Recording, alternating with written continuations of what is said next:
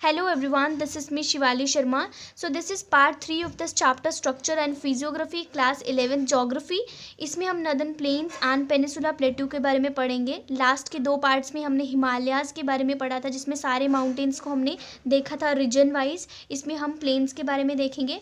जो हमारे northern planes हैं वो कहाँ पे हैं आपको पता है. देखियो ये जो येलो पोर्शन है ये हमारे नदन प्लेन्स हैं. यहाँ से बिल्कुल स्टार्ट है और ये पूरे यहाँ पे और फिर कुछ यहाँ पे भी इनका हिस्सा है. ठीक है. अब नदन प्लेन्स जो है ये एलुवियल डिपॉजिट से बने हैं. एलुवियल डिपॉजिट मीन्स देखो हमारी जो रिवर्स हैं जैसे गंगा हो गई, ठीक है, फिर यमुना हो गई, यहाँ से ब्रह्मपुत्रा हो गई और ये इंदस की भी कुछ ट्रिब्यूटरीज यहाँ पे हैं.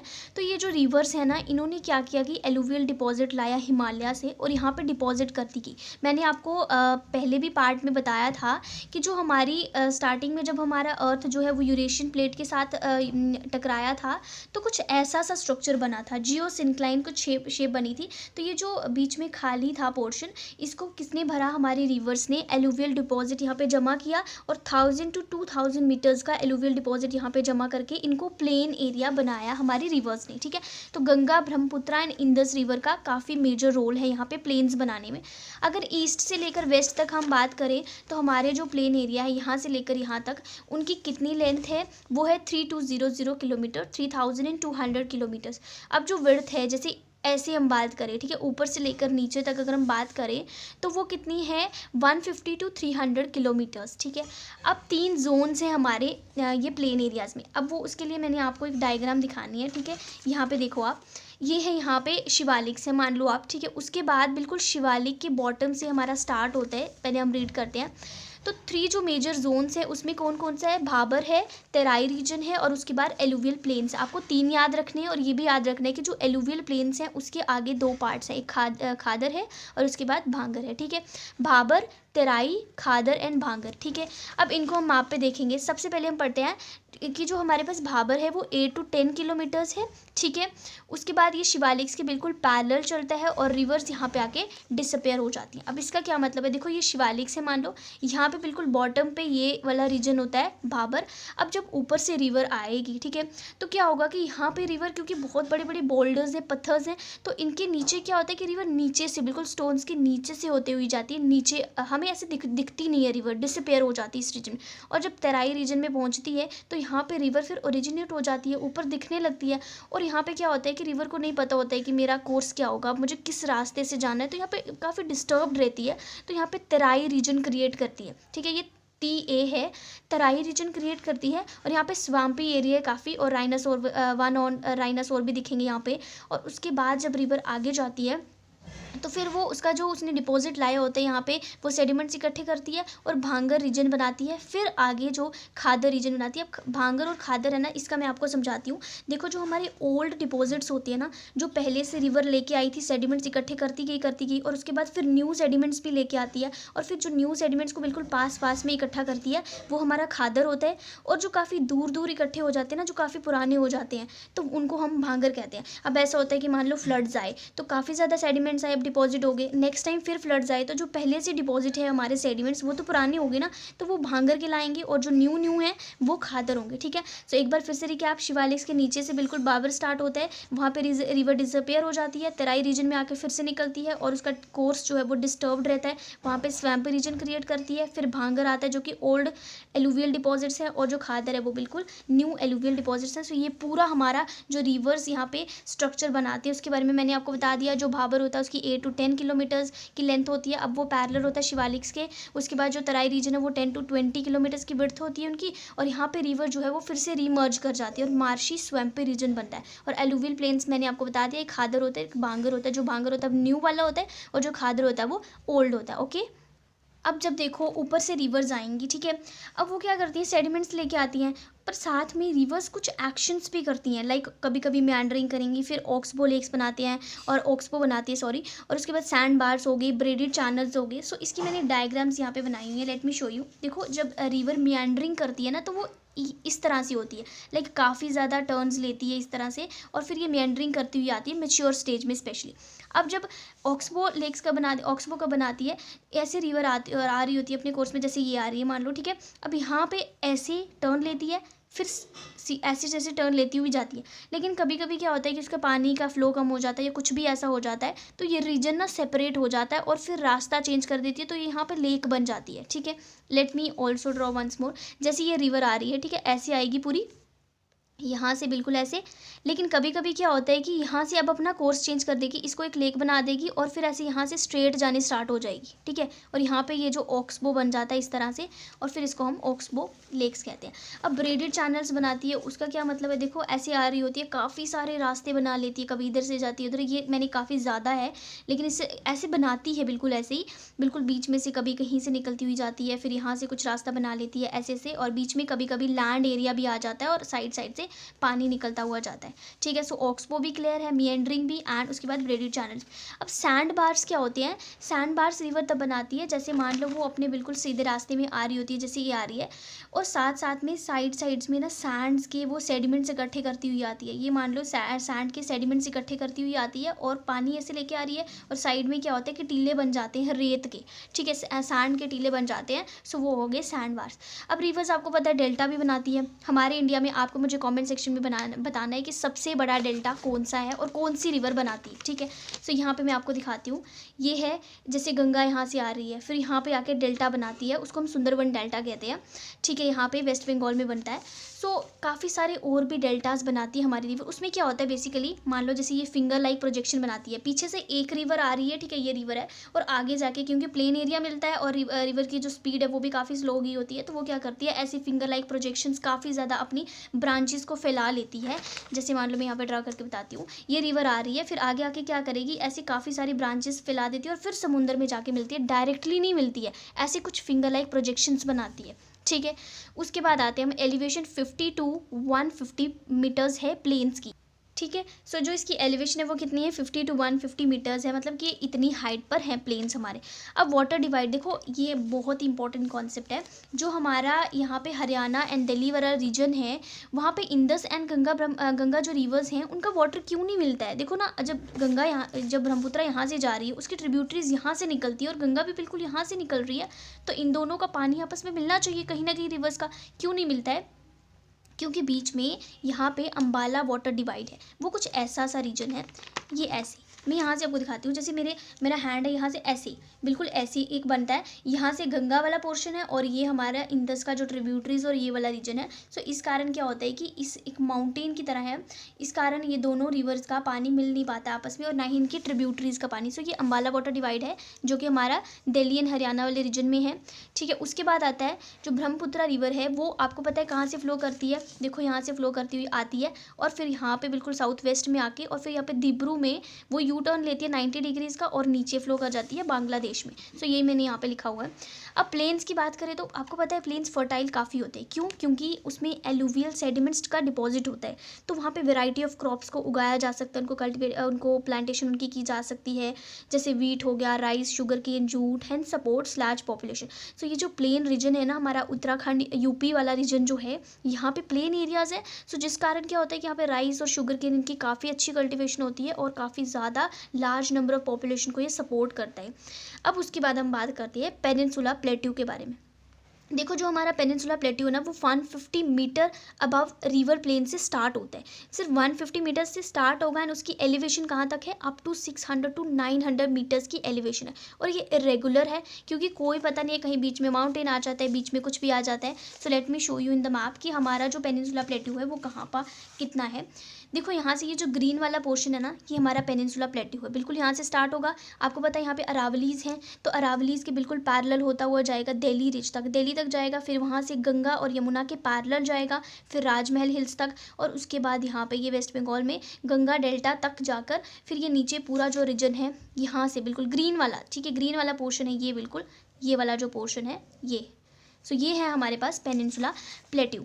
ठीक है, इसकी हाइट मैंने आपको बता दी, एलिवेशन, ये ट्राइंगुलर इन शेप है समवट, आप देख सकते हैं ये कुछ ट्राइंगुलर सी शेप बनाता है। ठीक है, उसके बाद दिल्ली रिज तक जाएगा, मैंने आपको दिखा दिया। नॉर्थ वेस्ट रीजन में ये अरावलीज के पैरेलल जाएगा दिल्ली रिज तक, फिर राजमहल हिल्स तक जो कि मैंने दिखा दिया, गंगा यमुना के पैरेलल जाता है, फिर गिर रेंज, देखो ये है गिर रेंज, गुजरात में। सो यहाँ पे भी इसका थोड़ा सा एक्सटेंशन हम मान सकते हैं। और यहाँ पे भी आपको पता है कार्बी एंग्लोंग जो प्लेट्यूज़ हैं वहाँ पे भी इसका एक्सटेंशन है। ये जो यहाँ पे मैंने थोड़ा सा पोर्शन शेड नहीं करा है, लेकिन यहाँ पे भी इसका एक्सटेंशन है। उसके बाद कार्डमम हिल्स, ये देखिए यहाँ पे, यहाँ तक यहाँ एक्सटेंशन है ऊपर से पूरा। अब अगर इन रीजन्स को मिला दे, जैसे ये देखो ये है, फिर यहाँ पे है बिल्कुल, फिर ये वाला रीजन भी इसी का है, और फिर यहाँ पे। सो ये क्या, ऐसी एक ट्रायंगुलर सी शेप जो बनती है, ये है हमारे पास ये पेनिनसुला प्लेट्यू। अब शिलोंग एंड कार्बी में भी इसका कुछ थोड़ा सा एक्सटेंशन है। अब दूसरे प्लेट्यूज़ की अगर हम बात करें, क्योंकि हमारे इंडिया में और भी काफ़ी सारे प्लेट्यूज़ हैं, तो हज़ारीबाग प्लेट्यू जो कि यहाँ पे है, ये देखिए आप, यहाँ पे इस रीजन में है, ठीक है, ये वाला जैसे हो गया। अब उसके बाद है नेक्स्ट हमारे पास पलामू प्लेट्यू, जो कि ये है यहाँ पे नॉर्थ वेस्ट में है, ठीक है, झारखंड में है, ठीक है, आपको याद रखनी, स्टेट याद रखनी है आपको, ये झारखंड में है। अब रांची आपको पता है झारखंड में है, तो ये भी यहाँ पे है। छोटा नागपुर प्लेट्यू भी यहीं पे है। ये जो बड़ा वाला ये सेंट्रल हाईलैंड है। मालवा प्लेट्यू सबको पता है कि एमपी मध्य प्रदेश में है, ठीक है। उसके बाद ये कर्नाटका प्लेट्यू है, फिर यहाँ पे कोयम्बटूर प्लेट्यू है, ये देखिए आप, कर्नाटका कोयम्बटूर। उसके बाद पलामू, रांची, छोटा नागपुर प्लेट्यू है, मालवा प्लेट्यू है, और सेंट्रल हाईलैंड है। ये सारे प्लेट्यूज़ हैं। आप खुद भी इनको लोकेट करें मैप पे, आपको मैप लेना है या फिर गूगल मैप, जैसे भी इनको आपको लोकेट करना है ताकि आपको बहुत अच्छे तरीके से ये समझ आ सके। अब देखो जो हमारा पेनिनसुला प्लेट्यू है उसका जो है ना, देखो आप ऐसे है वो वेस्ट टू ईस्ट। मैंने ये देखो, आप डायग्राम से बहुत प्रॉपर तरीके से समझ पाओगे। जैसे ये मान लो हमारा पेनिनसुला प्लेट्यू है, ठीक है, एक रफ डायग्राम है, ठीक है। यहाँ से क्या है कि जैसे यहाँ पे वो जो उसका रीजन है ना, वो कुछ ऐसा है, right. Late me show you and draw also. कुछ ऐसे है, ठीक है, थोड़ा ऐसे आप मान सकते हैं, यहाँ से बिल्कुल ऐसे। और इस कारण क्या होता है कि जो हमारे वेस्टर्न घाट्स है ना, वो थोड़े अपलिफ्टेड हैं। यहाँ पे सारी रिवर्स, तभी तो हमारी महानदी गोदावरी और कावेरी, कृष्णा जो रिवर्स हैं वो यहाँ से ओरिजिनेट, मतलब कि गुजरात और महाराष्ट्र वाले रीजन से ओरिजिनेट होने के बावजूद भी वो यहाँ पे बे ऑफ बंगाल में जाते हैं, ड्रेन करते हैं। यही इसका एकमात्र रीज़न है। देखो यहाँ पे ये कैसा है, इसका थोड़ा ऐसे सा पोर्शन है, अपलिफ्टेड है यहाँ से, और यहाँ से डाउनवर्ड है। सो ये मैंने यहाँ पे डायग्राम भी बनाई है छोटी सी। अब देखो तभी तो हमें प्रूफ कैसे होता है, ये रिवर्स के फ्लो से। हमें पता है कि वेस्टर्न फ्लोइंग रिवर्स और ईस्टर्न फ्लोइंग रिवर्स, हम देखते हैं कि महानदी गोदावरी कहाँ से ओरिजिनेट होती है, और फिर भी वो यहाँ पे जाते हैं बे ऑफ बंगाल में, ईस्टर्न साइड में। अब देखते हैं फिजियोग्राफिक फीचर्स के बारे में। देखो जो पेनिनसुला प्लेट्यू के फिजियोग्राफिक फीचर्स, इसमें तोर्स बनते हैं, फिर ब्लॉक माउंटेन्स हो गए, rift valleys, spurs, bare rocky structure. Block mountains में क्या होता है कि दो जैसे टेक्टोनिक प्लेट्स होती है ना, दो प्लेट्स क्या करती हैं कि आपस में दूर दूर होती हैं। जैसे मान लो ये दो प्लेट्स हैं, फिर ये आपस में एक दूसरे से दूर जाएंगी, ठीक है। सो बीच में जो रीजन बनता है, क्योंकि ऊपर वाला जो लैंड का पोर्शन होता है वो तो नीचे चला जाता है ना। जब जैसे दो प्लेट्स हैं वो दूर गई तो बीच में गड्ढा क्रिएट होगा ना। अब इसमें क्या होता है कि ऊपर की लैंड जब नीचे गिरती है तो नीचे वाला एक पोर्शन गड्ढा सा बन जाता है, और साइड में दो माउंटेन्स क्रिएट हो जाते हैं, माउंटेन टाइप। तो हॉर्स्ट एंड ग्रेबिन, वो हम नेक्स्ट चैप्टर्स में भी देखेंगे, वो हॉर्स्ट एंड ग्रेबिन्स क्रिएट होते हैं, और वो कहते हैं हम उनको ब्लॉक माउंटेन्स। रिफ्ट वैलीज कैसे बनती है कि ऐसे लैंड का एरिया होते हैं, मान लो मैं let me give you an example as well. यहाँ पे क्या होता है कि बीच में एक पानी जा रहा है, जैसे ये रिवर जा रही है, और साइड्स में क्या होता है कि लैंड एरिया होता है, और काफ़ी पतली नैरो सी एक होती है जहाँ से यहाँ पे देखो आप वाटर फ्लो कर रहा होता है। तो ये होती है रिफ्ट वैली। उसके बाद बेयर रॉकी स्ट्रक्चर है, फिर स्पर्स है हमारे पास। ये सारे जो फिजियोग्राफिक फीचर्स हैं ये क्रिएट करते हैं पेनिनसुला प्लेट्यू में। अब black soil in the western and north western part of India, देखो ये है western and north western part है। यहाँ पे ये वाला रीजन आप देख सकते हैं। यहाँ पे क्या होता है कि ब्लैक सॉइल का फॉर्मेशन हुआ है पहले से, आपको पता है लावा से बना हमारा पेनिनसुला प्लेट्यू। सो यहाँ पे क्या है कि ब्लैक सॉइल का फॉर्मेशन है। उसके बाद peninsula plateau has undergone recurrent phases of upliftment and submergence. So Bhima fault यहाँ पे देखने को मिलता है। देखो क्या है कि हमारी जब इंडियन प्लेट जो है वो ऑस्ट्रेलियन प्लेट के साथ जुड़ी हुई थी, तो उसके बाद ब्रेक डाउन हुआ, वो तो नीचे चली गई, लेकिन हमारी जो प्लेट है वो ऊपर आई थी। मैंने आपको लास्ट पार्ट्स में दिखाया था कि कैसे वो इक्वेटर से ऊपर आई थी, और ऊपर आके ये हमारी यूरेशियन प्लेट के साथ टकराई थी। सो तब क्या हुआ कि अंदर ही अंदर से ना जो पेनिनसुला प्लेट है वो ब्रेक डाउन होती गई, और उसके अंदर भी काफ़ी सारे ब्रेक्स और क्रैक्स आ गए। सो जिस कारण क्या हुआ कि एक बीमा फॉल्ट क्रिएट हो गया था, ठीक है, जो कि महाराष्ट्र वाले रीजन में है। यहाँ पे बिल्कुल आप कह सकते हैं इस रीजन में है, महाराष्ट्र वाले रीजन में एक बीमा फॉल्ट क्रिएट हो गया था, फॉल्ट। अब उसके बाद है peninsula plateau divided into 3 groups. Peninsula plateau को हमने 3 पार्ट्स में डिवाइड किया है। डेक्कन प्लेट्यू है, सेंट्रल हाईलैंड्स है, और north eastern plateau. Late me show you in the map. ये है हमारे पास पेनिनसुला वाला प्लेट्यू, ठीक है, ये वाला रीजन बिल्कुल पेनिनसुला वाला प्लेट्यू है। और उसके बाद ये वाला सेंट्रल हाईलैंड है और यहाँ पे बिल्कुल नॉर्थ ईस्टर्न प्लेट्यू है, ठीक है। सेंट्रल हाईलैंड है, नॉर्थ ईस्टर्न प्लेट्यू है और ये पेनिनसुला प्लेट्यू है। लेकिन छोटे छोटे भी काफ़ी सारे प्लेट्यूज हैं, लेकिन ये मेजर बड़े बड़े प्लेट्यूज जो हमारे इंडिया में हैं वो मैंने आपको दिखाए, ठीक है। अब देखो जो सेंट्रल हाईलैंड डेक्कन प्लेट्यू है, इनको एक वन बाय वन स्टडी करेंगे। जो डेक्कन प्लेट्यू है वो वेस्टर्न घाट से एक तरफ से घिरा हुआ है, ईस्टर्न घाट से दूसरी तरफ से, ईस्ट वाली साइड से ईस्टर्न घाट से, वेस्ट वाली साइड से वेस्टर्न घाट से उसके आसपास। सतपुरा, मेकाल, महादेव हिल्स नॉर्थ में है और western Ghats known by different names. अब देखो ये है हमारे पास डेक्कन प्लेट्यू, ठीक है। यहाँ पे आपको पता है वेस्टर्न घाट्स हैं, late me show you in the another map. ये देखो ये पेनिनसुला प्लेट्यू है, यहाँ पे वेस्टर्न घाट्स हैं और ये ईस्टर्न घाट्स हैं, ठीक है।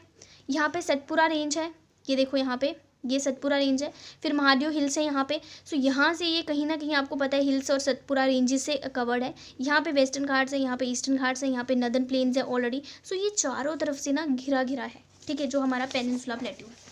सो आगे क्या है कि वेस्टर्न घाट्स को हम डिफरेंट डिफरेंट नेम्स से जानते हैं। देखो ये है हमारे पास वेस्टर्न घाट्स, इनको हम अलग अलग नेम्स हमने दिए हुए हैं, ठीक है, वो हम देखेंगे यहाँ पे। सह्याद्री महाराष्ट्र में इनको कहा जाता है, ये महाराष्ट्र वाला रीजन है, आपको पता है। यहाँ पे हम इनको सह्याद्री कहते हैं।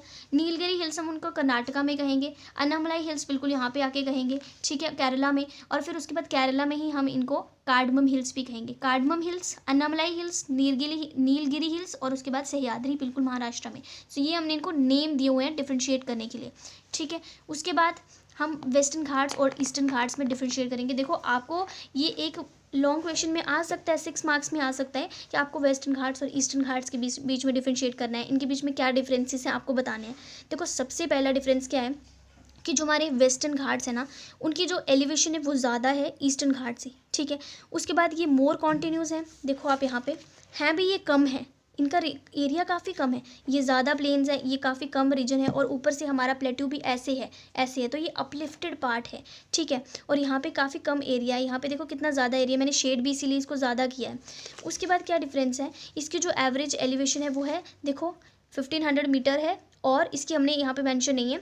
उसके बाद जो अनाईमुड़ी है इसका सबसे हाईएस्ट पीक है, ठीक है, यहाँ पे बिल्कुल है, यहाँ पे अन्नामलाई हिल्स है ना हमारे, उसके ऊपर ही बस ये अनाईमुड़ी हाईएस्ट पीक है। डोडा बेटा जो कि नीलगिरीज के ऊपर है, let me show you here, ये है डोडा बेटा और उसके बाद ये नीलगिरीज है, अनाईमुड़ी ये है, ठीक है, यहाँ पे ये दोनों हैं। सो ये हाईएस्ट पीक्स हैं वेस्टर्न घाट्स के, ठीक है। और फिर से मैं आपको बता रही कि जो वेस्टर्न घाट्स हैं वो हायर इन एलिवेशन है, मोर कॉन्टिन्यूस है, क्योंकि उनके बीच में इतनी रिवर्स नहीं है जो उनको सेपरेट करती हैं माउंटेन्स को, जबकि ईस्टर्न घाट्स में रिवर्स काफ़ी ज़्यादा है। सो वो डिसकॉन्टिन्यूस रीजन है।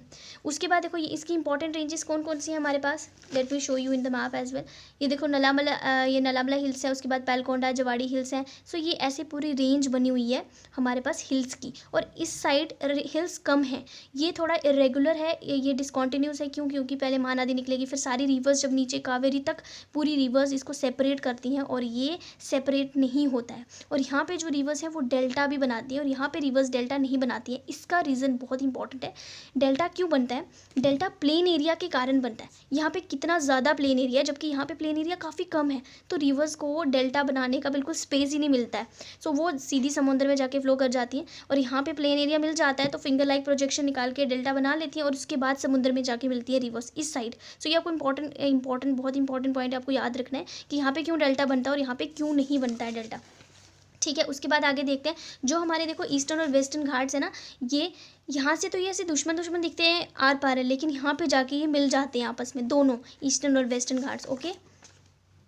सो अब हम पढ़ेंगे सेंट्रल हाईलैंड्स को, जो कि ये रीजन है, ठीक है, ये रीजन है मध्य प्रदेश वाले रीजन को कवर करता है, नीचे से भी ये कवर करता है, फिर यहाँ पे थोड़ा सा गुजरात का भी रीजन है, ऊपर भी प्लेन्स के साथ बिल्कुल ये कनेक्टेड है। सो सेंट्रल हाईलैंड्स में क्या देखो, अरावलीज है इसके वेस्ट में। यहाँ पे आपको मैंने बहुत बार दिखा दिया मैप पे कि ये वाला अब आपको याद भी हो जाना चाहिए, क्योंकि मैं बार बार दिखा रही हूँ और आपको खुद भी देखना है कि ये अरावलीज है इस साइड, तो अरावलीज हो गए वेस्ट में। उसके बाद सतपुरा इन द साउथ में मैंने आपको फिर पिछले मैप में दिखाया था कि सतपुराज नीचे हैं, ये सतपुराज हो गए यहाँ पे अरावलीज हो गई, यहाँ पे नॉर्दर्न प्लेन्स हो गए हमारे पास, plains in the north side में यहाँ पे प्लेन्स हो गए। तो ये भी कहीं ना कहीं घिरा हुआ है आपस में चारों तरफ से, ये भी आपस में बीच में बिल्कुल बीच में है, ठीक है। उसके बाद देखो इसका जो एलिवेशन है वो 600 to 900 मीटर्स है। प्लेन्स है नॉर्थ साइड में, मैंने बता दिया आपको। Extension of central highland is up to Jaisalmer. यहाँ पे देखो ये बिल्कुल यहाँ पे राजस्थान में जैसलमेर है, तो यहाँ तक भी इसका एक्सटेंशन है। मालवा, ये जो मालवा नहीं सॉरी सेंट्रल हाईलैंड है, इसका जो एक्सटेंशन है वो यहाँ तक भी है थोड़ा सा। उसके बाद है वेस्ट सैंड फॉर्म्स बार्चन्स। देखो बार्चन्स क्या होता है कि जो सैंड है ना वो आता है, ठीक है। मान लो यहाँ पे बिल्कुल ये डेजर्ट एरिया है।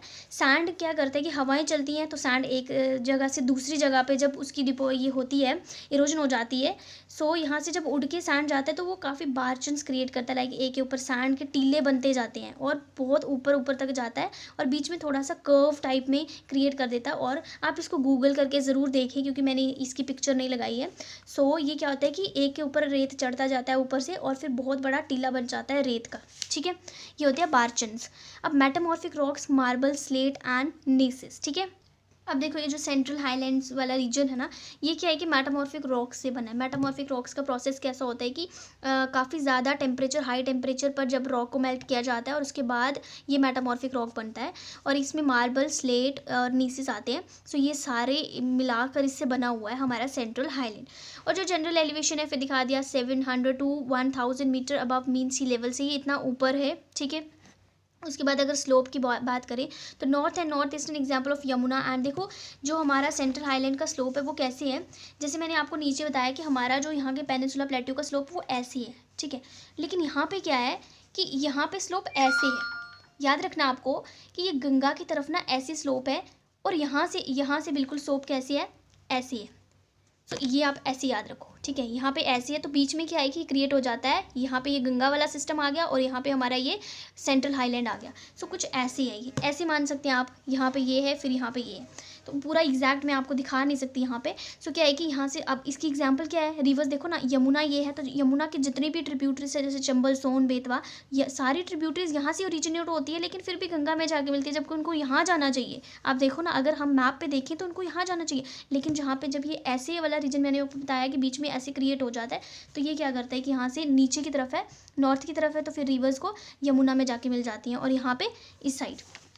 अब यही यहाँ पे बताने की कोशिश की है कि नॉर्थ एंड नॉर्थ ईस्टर्न का स्लोप है। यमुना की जो ट्रिब्यूटरीज हैं वो जबकि मध्य प्रदेश से भी ओरिजिनेट होती है लेकिन जाकर वो यमुना में मिलती हैं, सो ये स्लोप के कारण ही है। अब उसके बाद ईस्टर्न एक्सटेंशन की बात करें तो राजमहल हिल्स, छोटा नागपुर प्लेट्यू, ये दिखा दिया आपको छोटा नागपुर प्लेट्यू, राजमहल हिल्स भी यहीं पर है, सो यहाँ पर भी इसका जो एक्सटेंशन है। उसके बाद मेघालय में कार्बी एंड एंगलोंग जो है वो सेपरेट क्यों हुए हैं, मालदा फॉल्ट के कारण। मैंने आपको पहले भी बताया कि जो बांग्लादेश प्लेन एरिया अचानक से कैसे क्रिएट हो सकता है। देखो आप, यहाँ पे हमारा छोटा नागपुर प्लेट्यू है, यहाँ पे भी प्लेट्यू है, बीच में प्लेन एरिया कैसे, क्योंकि पहले एक मालदा फॉल्ट हुआ था जिस कारण क्या हुआ कि रिवर्स भी बहुत चलाक है, उन्होंने अपना यहाँ पे आके सेडिमेंट्स इकट्ठा करके और यहाँ पे प्लेन एरिया बना दिया और यहाँ पे हमारा प्लेट्यू जो है, कार्बी एंगलोंग वाला प्लेट्यू जो वो सेपरेट हो गया छोटा नागपुर प्लेट्यू से।